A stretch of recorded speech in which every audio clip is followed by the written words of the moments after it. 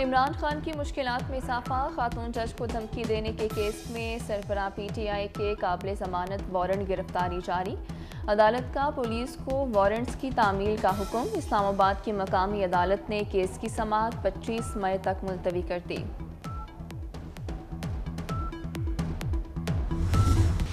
انتخابات کے لیے فنڈز جاری کرنے کی دوسری ڈیڈ لائن بھی ختم، الیکشن کمیشن، وزارت خزانہ اور اسٹیٹ بینک سپریم کورٹ میں رپورٹس جمع کرائیں گے۔ عدالت نے ان چیمبر سماعت میں 17 اپریل تک اسٹیٹ بینک فنڈز جاری کرنے کا حکم دیا تھا۔ گزشتہ روز قومی اسمبلی نے انتخابات کے لیے فنڈز فراہمی کی تحریک مسترد کر دی تھی۔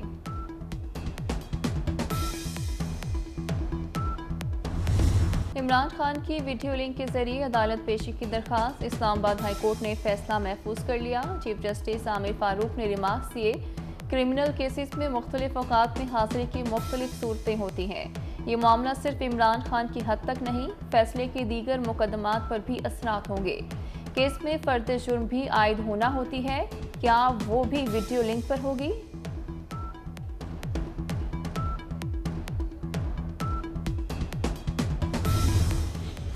ملک بھر میں درج مقدمات کی کارروائی اور زمان پارک میں ممکنہ آپریشن روکنے کی درخواست، عمران خان کا لاہور ہائی کورٹ میں پیش ہونے کا امکان، عمران خان کی رہائش گاہ کے باہر سیکیورٹی کے سخت انتظامات۔ ڈیم فنڈ پر سپریم کورٹ کے اختیارات کے خلاف درخواست پر سماعت، اسلام آباد ہائی کورٹ نے درخواست قابل سماعت ہونے پر فیصلہ محفوظ کر لیا۔ درخواست گزار نے موقف اختیار کیا، ڈیم بنانا ایگزیکٹو کا کام ہے، سپریم کورٹ کو فنڈز اکٹھے کرنے کا اختیار نہیں۔ چیف جسٹس عامر فاروق نے ریمارکس دیے، ڈیم فنڈ جب اکٹھا ہو رہا تھا تب آپ نے کیوں اعتراض نہیں کیا؟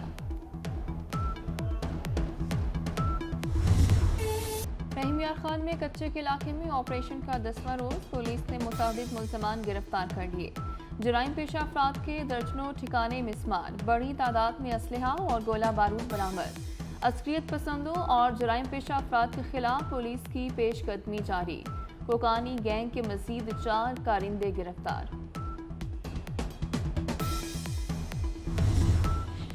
راجن پور میں سی ٹی ڈی کا انٹیلیجنس بیسڈ آپریشن، 2 دہشت گرد ہلاک، 3 فرار ہو گئے، مارے گئے دہشت گردوں میں الیاس اور عرفان اللہ شامل۔ دہشت گرد خفیہ ادارے پر حملے کی منصوبہ بندی کر رہے تھے، حساس اداروں کے چھاپہ مارنے پر دہشت گردوں نے فائرنگ کر دی۔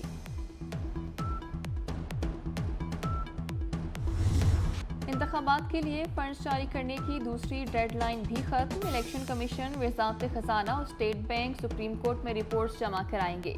عدالت نے ان چیمبر سماعت میں 17 اپریل تک اسٹیٹ بینک فنڈز جاری کرنے کا حکم دیا تھا۔ گزشتہ روز قومی اسمبلی نے انتخابات کے لیے فنڈز فراہمی کی تحریک مسترد کر دی تھی۔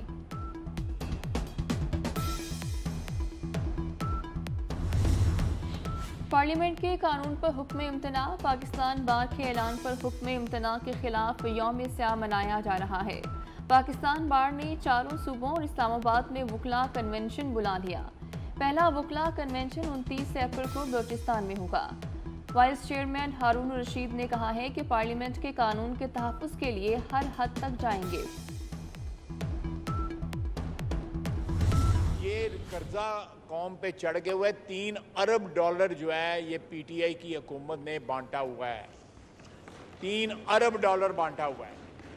ان کے لوگوں کے نام سامنے آنے چاہیے۔ یہ بندر بانٹ جو ہے قرضے کی، جو اپنے کرونیز کو یا اپنے سپانسرز کو یا عمران خان جن سے مال پکڑتا تھا یا جن سے اوبلائج ہوا تھا، یہ ان تمام لوگوں کو جو ہے ان کی تفصیل جو ہے ہاؤس کے سامنے، یہ ڈائریکشن سر چیئر کی طرف سے آنی چاہیے۔ سابقہ حکومت نے کرونا فنڈ کے 3 ارب ڈالر آپس میں بانٹ لیے۔ کرونا فنڈ کی رقم سابقہ حکومت نے اپنے چہیتوں کو قرض پر دے دی۔ وزیر دفاع خواجہ آصف نے معاملے کی تحقیقات اور نام سامنے لانے کا مطالبہ کر دیا، کہا باہر سے اس قرضے سے جو مشینری منگوائی گئی ہے وہ چھڑوائی بھی نہیں گئی۔ حکومت کا مفتی عبدالشکور کو بعد از مرگ ہلال امتیاز دینے کا اعلان، وزیر اعظم شہباز شریف نے مفتی عبدالشکور کی گراں قدر خدمات کو سراہا، کہا مفتی عبدالشکور انتہائی ایماندار اور ہماری کابینہ کے نگینہ تھے، انہوں نے سادہ زندگی گزاری اور عوام کی مخلصانہ خدمت کی۔ ایسے لوگ چراغ لے کر ڈھونڈنے سے بھی نہیں ملتے۔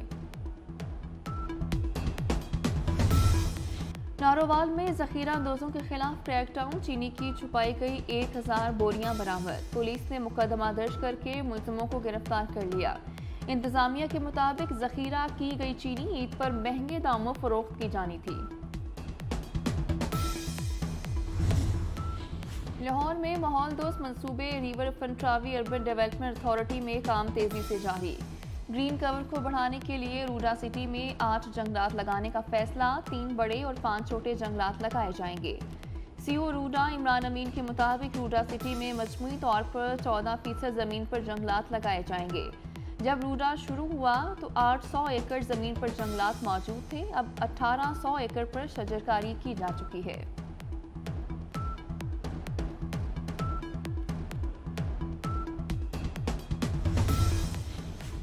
آئندہ 24 گھنٹوں کے دوران ملک کے ملائی اور مغربی علاقوں میں چند مقامات پر تیز ہواؤں اور گرج چمک کے ساتھ بارش کا امکان۔ اسلام آباد، خیبر پختونخوا، کشمیر، گلگت بلتستان، ملائی وسطی پنجاب اور شمال مشرقی بلوچستان میں بادل برسنے کی پیش گوئی۔ سندھ کے مختلف علاقوں میں بارشوں سے موسم خوشگوار ہو گیا۔ رمضان کی 27ویں شب کو سعودی عرب میں نماز تراویح کی ادائیگی، مسجد الحرام کے اطراف کی سڑکیں نمازیوں سے بھر گئیں۔ مسجد الحرام اور مسجد نبوی میں 25 لاکھ افراد نے عبادات کی۔ مساجد کی تمام منزلیں، دالان، تہخانے، چھتیں اور اطراف کے علاقے نمازیوں سے بھر گئے۔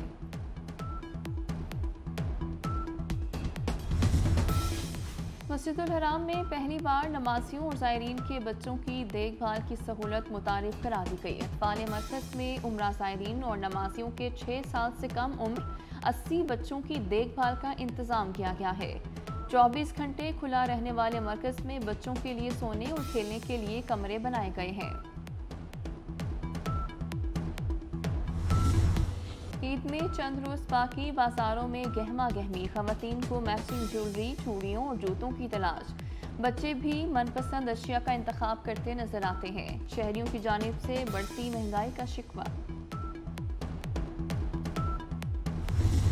تورخم بارڈر پر طوفانی بارش، لینڈ سلائیڈنگ نے تباہی مچا دی، پہاڑی تودا گرنے سے مال بردار اور مسافر درجنوں گاڑیاں ملبے کے نیچے دب گئیں۔ متعدد کنٹینرز میں آگ بھڑک اٹھی، 2 افراد جاں بحق، 8 زخمی۔ ملبے کے نیچے دبے مزید افراد کی تلاش جاری۔ سول انتظامیہ کے ساتھ آرمی کی ریسکیو ٹیموں کا بھی آپریشن۔ آرمی انجینئرز کے متعدد ڈمپرز، ڈوزر، دیگر آلات اور مشینری متاثرہ علاقے میں ریسکیو آپریشن میں شریک۔